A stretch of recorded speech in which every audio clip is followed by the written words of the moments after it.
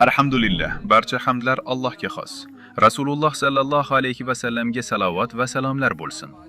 Alloh azza va jalla marhamat qiladi.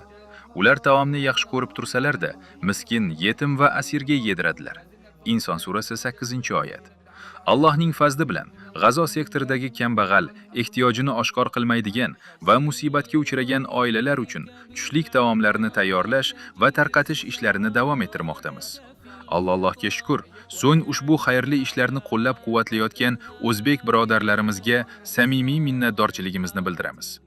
Alloh azza va jalladan ajrlaringizni yozishini, darajalaringizni yuksaltirishini va qilgan ihsonlaringizni qabul qilishini so'rayman.